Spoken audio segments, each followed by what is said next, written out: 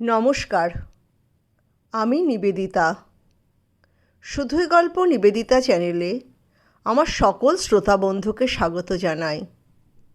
অনুগ্রহ করে চ্যানেলটি সাবস্ক্রাইব করবেন। গল্পটি ভালো লাগলে লাইক ও শেয়ার করবেন। আপনার একটি লাইক আমার কাছে অনেক মূল্যবান। আমাকে আমার নতুন গল্প লিখতে প্রেরণা যোগায়।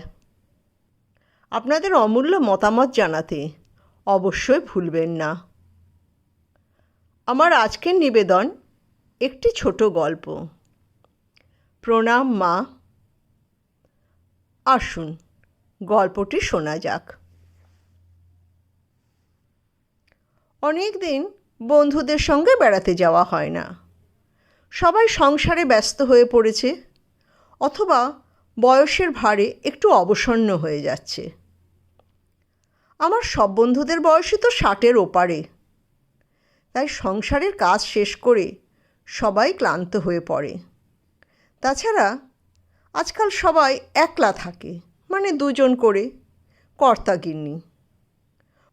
মনটা হয়তো তাই একটু বিষণ্ণ থাকে। আমাদের প্রজন্ম যে কত কিছু দেখল। সেই 51বর্তী পরিবার থেকে একেবারে নিউক্লিয়ার ফ্যামিলি। এখন বিয়ে হলেই জানা থাকে ছেলে বৌমা আলাদা থাকবে, যেন ওটাই দস্তুর। মেয়ে তো চলে যাবে, আমরা সবাই জানি। কিন্তু এক শহরে থেকে ছেলে যখন আলাদা থাকে, তখন মনটা একটু খচখচ করে বই কি। তখন তো মনের মধ্যে একটু চিন্তা হবেই, যখন একলা হয়ে যাব তখন কি হবে। আমার এক বান্ধবী হঠাৎ হার্ট অ্যাটাকে মারা যায়। তার ছেলে বউ কলকাতাতেই এক নামকরা আবাসনে থাকে, কিন্তু আমার বন্ধুর স্বামীর সেখানে জায়গা হয়নি। তিনি একলাই থাকেন, কাজের লোক নিয়ে নিজের বাড়িতে। ছেলে বউ মাঝে মাঝে আসে, তিনিও যান কোনো সময় তাদের বাড়িতে। এখন এটাই নিয়ম। আমরা বিদেশের সব নিয়মকে গ্রহণ করে নিয়েছি। তাই মনে মনে তো একটু চিন্তা হবেই। আমি নিজেই তো ভাবি কোনো চিন্তা নেই, সব ঠিক আছে। কিন্তু সত্যি কি চিন্তা নেই? জীবন কি সব সময় আমার কথা শুনবে? যত আজে বাজে কথা বলছি। বলতে বসেছি বেড়ানোর কথা, তা না বলে বলছি নিজেদের ভবিষ্যৎ চিন্তার কথা। ওই বুড়ো হলে যা হয় আর কি, একই কথা বারবার মনের মধ্যে ভিড় করে আসে।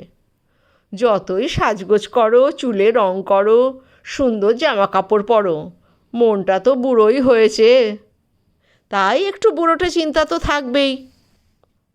অনেক দিন ধরেই ভাবছি শীতকালে একটু পুরনো কলকাতা ঘুরব, হয়েই উঠছে না। কলকাতার বিখ্যাত বিখ্যাত মানুষের স্মৃতি বিজড়িত কত জায়গা আছে, একটু ঘুরে দেখব। বিশেষ করে উত্তর কলকাতা তো আসল কলকাতা। কত বিখ্যাত লোকের বাস ছিল, কত পুরনো খাবারের দোকান, অনেক কিছুই দেখা বাকি। আর দেরি করব না, শীত শেষ হয়ে যাবে। তাই জোর করেই সব জড়তা ঝেড়ে ফেলে আমরা তিনজন, মানে আমি, অর্চনা, নবনীতা, বেরিয়ে পড়লাম বেলা 10টা নাগাদ। আমাদের প্রথম গন্তব্য ছিল জোড়াসাঁকো ঠাকুরবাড়ি। জোড়াসাঁকো ঠাকুরবাড়িতে ঢুকে প্রথমে মনে হলো, কি আশ্চর্য, এইখানে রবীন্দ্রনাথ ঠাকুরের জন্ম হয়েছে। তার ছোটবেলা কেটেছে, জীবনের অর্ধেক ভাগ কেটেছে। কত স্মৃতিবিজড়িত জায়গা। এইসব জায়গায় আসলে মনটা কেমন অদ্ভুত ভালো লাগায় ভরে যায়। সবচেয়ে অবাক করা ব্যাপার, আমরা বলি মানুষের আর ভালো জিনিসে কোনো আগ্রহ নেই। তা কিন্তু নয়। কত লোক দেখতে গেছে, মানুষ কত আগ্রহ নিয়ে দেখছে। আগের থেকে হয়তো কম সংখ্যক মানুষ, কিন্তু হারিয়ে যায়নি আগ্রহ। এমন অনেক মানুষ আছে যারা আন্তরিকতার সঙ্গে দেখতে চায়। আমরাও অনেক সময় নিয়ে দেখলাম। রবীন্দ্রনাথের জন্ম থেকে মৃত্যু পর্যন্ত সব সাজানো আছে। দেখতে দেখতে কোথায় যেন হারিয়ে গিয়েছিলাম। অর্চনা হঠাৎ তাড়া দিল, তাড়াতাড়ি কর রে তোরা, কোথায় হারিয়ে গেছিস? আমি বললাম, এটা তো হারিয়ে যাওয়ারই জায়গা রে।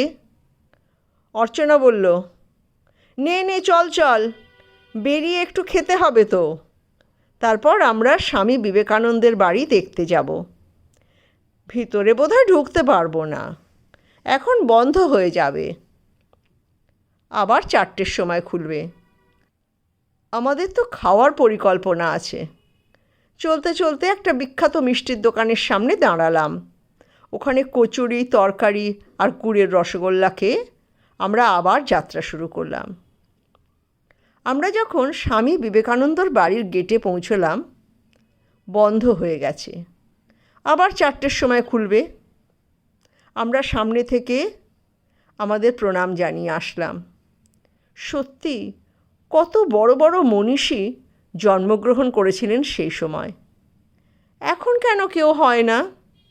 সবাই কেমন ছাঁচে ঢালা। সবার বড় হওয়া মানে ডাক্তার, ইঞ্জিনিয়ার, বড় চাকরি।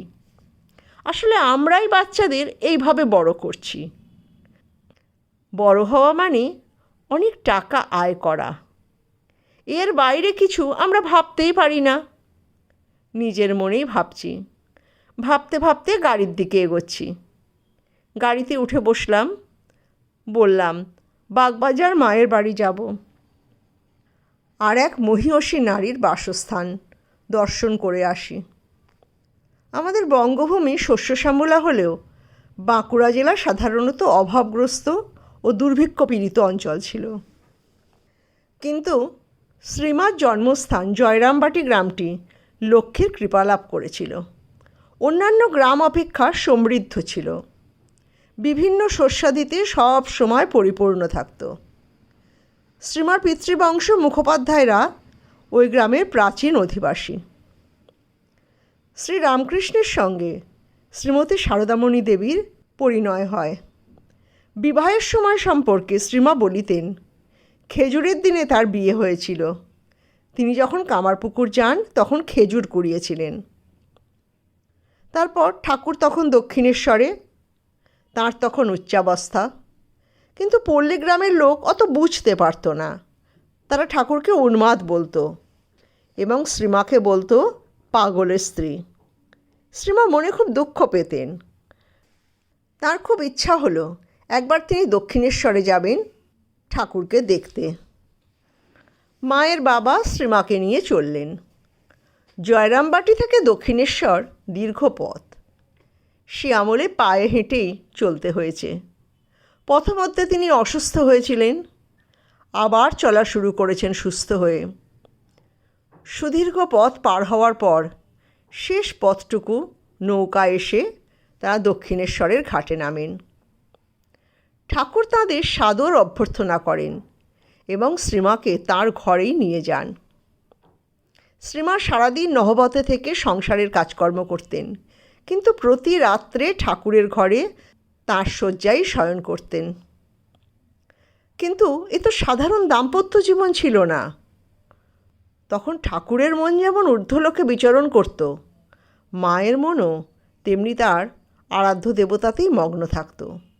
এ তো সাধারণ নারী নয়। সাধারণ নারী হলে কত দুঃখ যন্ত্রণা থাকতো না পাওয়ার। ইনি তো মহীয়সী। শ্রীমাকেও তো শ্রীরামকৃষ্ণ ফলহারিণী কালী পুজোর দিন দেবী রূপে পূজা করেছিলেন। শ্রীরামকৃষ্ণের দেহত্যাগের পর শ্রীমা নিজ হস্তে সমস্ত কাপড়ের পাড় ছিঁড়ে সরু করে নিয়েছিলেন। তিনি খুব সরু লাল পেড়ে শাড়ি পরতেন। শ্রীমা চিরসধবা। রামকৃষ্ণদেবের দেহত্যাগের পর শ্রীমা মাঝে মাঝে ভক্তদের অনুরোধে উত্তর কলকাতার বিভিন্ন ভাড়া বাড়িতে থাকতেন। পরে স্বামী শারদানন্দ বাগবাজারে এই বাড়িটি তৈরি করেন মায়ের জন্য। এই বাড়িতে থাকাকালীন শ্রীমা নিবেদিতা বিদ্যালয়ের সঙ্গে ঘনিষ্ঠ সম্পর্ক রাখতেন। ভাবা যায়, একজন বিদেশিনী তার কাছে এসে বসে থাকতেন, তার কথা শুনতেন। শ্রীমা একদিকে ছিলেন ঘোর সংসারী, তিনি সারাদিন তার ভাইজি রাধি রাধি করতেন। শ্রীমা জানতেন এগুলি আসক্তি। তিনি জানতেন মোহ না থাকলে সংসারে থাকা যায় না। আবার সংসারে থেকেও তিনি ছিলেন ঘোর উদাসীন। যতটা কর্তব্যকর্ম করার তিনি করেন, কিন্তু তার বাইরে তিনি সম্পূর্ণ উদাসীন। শ্রীমায়ের মানবলীলার মধ্যে চকিতে দেবীভাবের আবির্ভাব অনেক ভক্তকেই চমৎকৃত করেছে, কিন্তু তা খুব অল্প সময়ের। মা আমাদের মায়ের বেশেই থাকতেন, আমাদের সংসারী মা, উদাসীন মা। কেউ কেউ দীক্ষার সময় মাকে দেবী রূপে দেখতে পেত, কিন্তু মা আমাদের লোককে খাওয়াতে পড়াতেই বেশি ভালোবাসতেন। তার ঘর থেকে কেউ অভুক্ত ফিরে যেত না। এক পল্লীগ্রামের বধূর এমন কী ক্ষমতা ছিল যার জন্য এত বড় বড় মানুষরা, বৃদ্ধজনেরা তাকে সেবা করতেন? তা আমাদের ভাবিত করে। মায়ের সেই শান্ত স্নিগ্ধ মূর্তি ভাবতে ভাবতে আমরা প্রণাম শেষ করি। এইটুকু সময়ের মধ্যে মনের ভিতর কত ভাবনা চিন্তা চলে আসলো। যা পড়েছি সে কত কথা মনে পড়ে গেল। বাগবাজার গঙ্গার ঘাটে বসে থাকতে থাকতে দেখেছিলাম একটি অল্প বয়সী বর্তমান জেনারেশনের ছেলে বসে আছে। তাকেও দেখলাম মায়ের বাড়িতে এসে মাথা নিচু করতে, হাত বাড়িয়ে প্রসাদ নিতে। একটি তরুণী, সেও এসে মাকে প্রণাম করল। আমার দু চোখ জলে ভরে উঠল। মা, তোমার কি অপার মহিমা মা! আজও সবাই তোমার কাছে এসে হাত জোড় করে,